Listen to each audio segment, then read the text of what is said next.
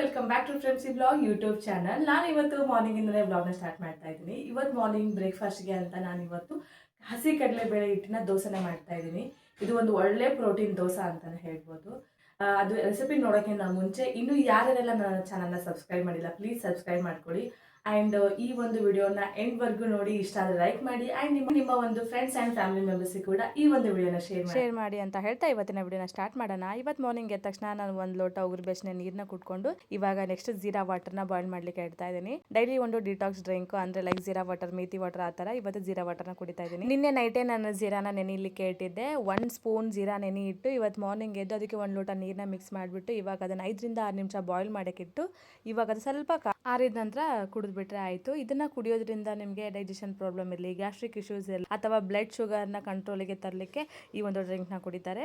ನಾನು ಜೀರಾ ವಾಟರ್ನ ಕುಡ್ಕೊಂಡು ಎಲ್ಲ ಮನೆ ಕೆಲಸ ಮುಗಿಸ್ಕೊಂಡು ಮಾರ್ನಿಂಗ್ ಡೈಲಿ ರೂಟೀನ ಮುಗಿಸ್ಕೊಂಡು ಇವಾಗ ಮಾರ್ನಿಂಗ್ ನಾಷ್ಟಕ್ಕೆ ರೆಡಿ ಮಾಡ್ತಾ ಇದ್ದೀನಿ. ಅದೇ ಕಡಲೆಬೇಳೆ ಹಿಟ್ಟಿನ ದೋಸೆ. ಫಸ್ಟ್ ಇದಕ್ಕೆಲ್ಲ ಏನೆಲ್ಲ ಬೇಕು ನೋಡಿ ಅದನ್ನ ಪ್ರಿಪೇರ್ ಮಾಡ್ಕೊಳ್ತಾ ಇದ್ದೀನಿ. ಇದಕ್ಕೆ ಸಣ್ಣದಾಗಿ ಹೆಚ್ಕೊಂಡಿರುವಂಥ ಉಳ್ಳಾಗಡ್ಡಿ ಮತ್ತೆ ಹಸಿಮೆಣಸಿನಕಾಯಿ, ಕೊತ್ತಂಬರಿನ ನೀಟಾಗಿ ಹೆಚ್ಚಿಟ್ಕೊಂಡೆ. ಇವಾಗ ಒಂದು ಬೌಲಲ್ಲಿ 1 ಗ್ಲಾಸ್ ನೀರನ್ನ ಹಾಕಿ 1 ಬೌಲ್ ಹಸಿ ಕಡಲೆಬೇಳೆ ಹಿಟ್ಟನ್ನ ಹಾಕಿ ನೀಟಾಗಿ ಕಲ್ಸ್ಕೋಬೇಕು. ಅದೇ ರೀತಿ ಮತ್ತೆ 1 ಗ್ಲಾಸ್ ನೀರು ಮತ್ತೆ 1 ಬೌಲ್ ಹಸಿ ಕಡಲೆಬೇಳೆ ಹಿಟ್ಟನ್ನ ಹಾಕಿ ನೀಟಾಗಿ ಕಲ್ಸ್ಕೋಬೇಕು. ಸ್ವಲ್ಪ ಸ್ವಲ್ಪ ಕ್ವಾಂಟಿಟಿಯಲ್ಲಿ ಕಲ್ಸ್ಕೊಂತ ಬಂದ್ರೆ ಯಾವುದೇ ತರ ಗಂಟಾಗೋದಿಲ್ಲ. ಸೊ ಹಾಗಾಗಿ ನೀರು ಎಷ್ಟು ಹಾಕಬೇಕು ಅಂತಂದ್ರೆ ನೀವು ಒಂದು ಹಿಟ್ಟಿನ ಅಂದ್ರೆ ಒಂದು ದೋಸೆ ಹಿಟ್ಟಿನ ಅದಕ್ಕೆ ಯಾವ ತರ ಹಾಕ್ತಿರಲ್ಲ, ಸೊ ಹಾಗಾಗಿ ಗೋಧಿ ಹಿಟ್ಟಿನ ದೋಸೆ ಮಾಡಿದ್ರೆ ಯಾವ ಹದಕ್ಕೆ ನೀವು ಹಿಟ್ಟನ್ನ ಕಲಿಸ್ತಿರಲ್ಲ, ಸೊ ಆ ಹದಕ್ಕೆ ನೀವು ಹಿಟ್ಟನ್ನ ಕಲಿಸ್ಬೇಕು. ಇವಾಗ ಆ ಹಿಟ್ಟಿಗೆ ಉಳ್ಳಾಗಡ್ಡಿ, ಮೆಣಸಿನಕಾಯಿ, ಟೊಮೆಟೊ ಮತ್ತೆ ಕೊತ್ತಂಬರಿ, ಕರಿಬೇವು, ಉಪ್ಪು, ಸ್ವಲ್ಪ ಅರಿಶಿಣ ಪುಡಿ ಆ್ಯಂಡ್ ನಿಮಗೆ ಬೇಕಾದ್ರೆ ಖಾರ ಪುಡಿನೂ ಹಾಕೋಬಹುದು. ಖಾರ ಪುಡಿನ ಹಾಕಿ ನೀಟಾಗಿ ಕಲ್ಸ್ಕೋಬೇಕು. ಆ್ಯಂಡ್ ಇದಕ್ಕೆ ನೀವು ಅಜ್ವಾನ ಮತ್ತು ಸೋಡಾ ಪುಡಿನ ಹಾಕಬೇಕು. ಆಕ್ಚುಲಿ ಇದರಲ್ಲಿ ಹಾಕೋದು ಮರ್ತಿದ್ದೆ, ಆಮೇಲೆ ನೆನಪಾಗಿ ಇವಾಗ ಅದಕ್ಕೆ ಅಜ್ವಾನ ಮತ್ತು ಸ್ವಲ್ಪ ಸೋಡಾ ಪುಡಿನ ಹಾಕಿ 10 ನಿಮಿಷ ನೆನೆಲಿಕ್ಕೆ ಬಿಡಬೇಕು.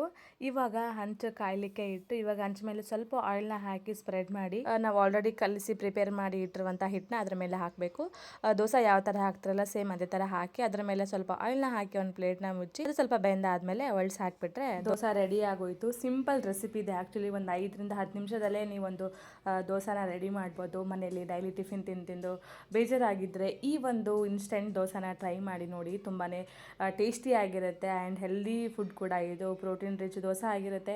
ನೀವೇನಾದರೂ ಹೆಲ್ದಿ ಡಯಟ್ ಫಾಲೋ ಮಾಡ್ತಾ ಇದ್ದರೆ ಈ ಒಂದು ದೋಸೆನ ಮಸ್ಟ್ ಟ್ರೈ ಅಂತಲೇ ಹೇಳ್ಬೋದು. ಇವತ್ತು ಮಾರ್ನಿಂಗ್ ಟಿಫಿನ್ನ ಮುಗಿಸ್ಕೊಂಡು ಇವಾಗ ನೆಕ್ಸ್ಟ್ ಶಾಪ್ಗೆ ಹೋಗಬೇಕು. ಮನೆಯಲ್ಲಿ ಕಲ್ಲಂಗಡಿ ಹಣ್ಣು ಇತ್ತು ಅಂತ ಕಲ್ಲಂಗಡಿನ ತಿನ್ಕೊಂಡು ಇವಾಗ ನೆಕ್ಸ್ಟ್ ನಾವು ಶಾಪ್ಗೆ ಬಂದ್ವಿ. ಶಾಪಲ್ಲಿ ನ್ಯೂ ಸ್ಟಾಕ್ಸ್ ಅಪ್ಡೇಟ್ ಇದೆ. ಆ್ಯಕ್ಚುಲಿ ನಿನ್ನೆ ನೈಟೇ ರಿಸೀವ್ ಮಾಡ್ಕೊಂಡ್ವಿ.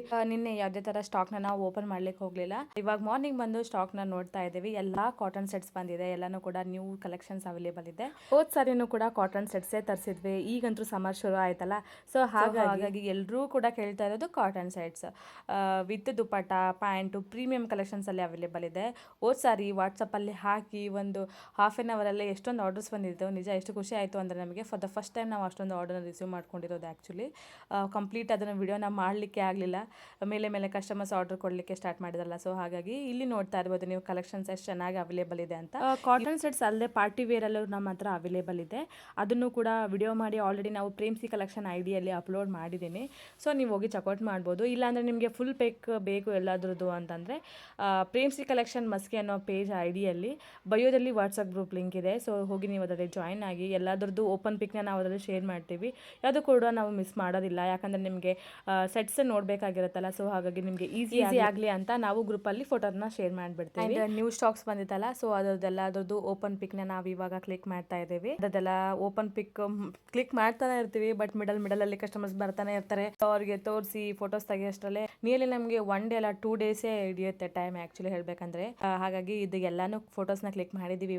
ಇವಾಗ ಸೈಜ್ ವೈಸ್ ಇವಾಗ ಅದನ್ನು ಹೊಂದಿಸ್ಬಿಟ್ರೆ ಆಯಿತು. ಇವಾಗ ನಮ್ಮ ತಂಗಿ ಜಸ್ಟ್ ಕಾಲ್ ಮಾಡಿದ್ಲು. ಆನ್ಲೈನಲ್ಲಿ ಒಂದು ಜೀನ್ಸ್ ಟಾಪ್ನ ಆರ್ಡರ್ ಮಾಡಿದ್ಲಂತೆ.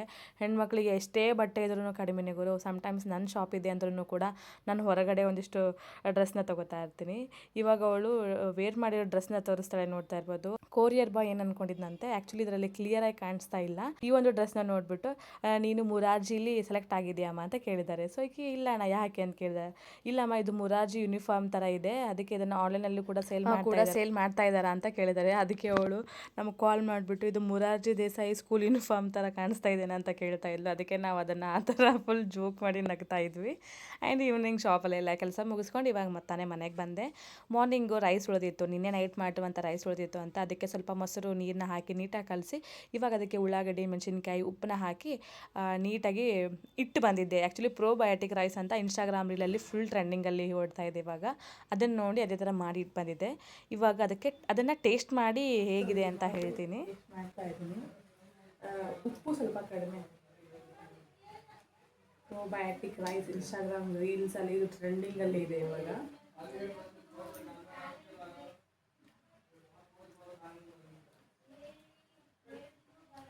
ಮಸ್ತಾಗೈತೆ. ನಿಜ ಹೇಳಬೇಕು ಅಂದರೆ ಈ ಒಂದು ರೆಸಿಪಿ ತುಂಬಾ ಚೆನ್ನಾಗಿದ್ದು ತುಂಬಾ ಟೇಸ್ಟಿಯಾಗಿದೆ. ಅದರಲ್ಲಿ ಈರುಳ್ಳಿ ಮತ್ತು ಮೆಣಸಿನ್ಕಾಯಿ ಹಾಕಿರ್ತೀವಲ್ಲ, ನೀಟಾಗಿ ಅದು ಈರುಳ್ಳಿ ಫ್ಲೇವರ್ ಮತ್ತು ಮೆಣಸಿನ್ಕಾಯಿ ಫ್ಲೇವರ್ ಎಲ್ಲ ಬಿಟ್ಕೊಂಡಿರುತ್ತೆ.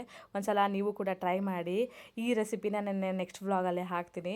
ಇದು ಆ್ಯಕ್ಚುಲಿ ಇನ್ಸ್ಟಾಗ್ರಾಮಲ್ಲಿ ಫುಲ್ ವೈರಲ್ ಇದೆ ಪ್ರೋಬಯೋಟಿಕ್ ರೈಸ್ ಅಂತ. ಆ್ಯಂಡ್ ಇದು ಈ ಒಂದು ಸಮ್ಮರಲ್ಲಿ ಒಂದು ಒಳ್ಳೆ ಫುಡ್, ಬಾಡಿಗೆ ಒಂಥರ ಫುಲ್ ತಂಪಾಗಿ ಇಡುತ್ತೆ. ನೀವು ಒಂದ್ಸಲ ಟ್ರೈ ಮಾಡಿ. ಈ ಒಂದು ವಿಡಿಯೋನ ಇಲ್ಲಿಗೆ ಎಂಡ್ ಮಾಡ್ತಾ ಇದ್ದೀನಿ. ಇನ್ನು ಯಾರೆಲ್ಲ ನನ್ನ ಚಾನಲ್ನ ಸಬ್ಸ್ಕ್ರೈಬ್ ಮಾಡಿಲ್ಲ ಪ್ಲೀಸ್ ಸಬ್ಸ್ಕ್ರೈಬ್ ಮಾಡಿ.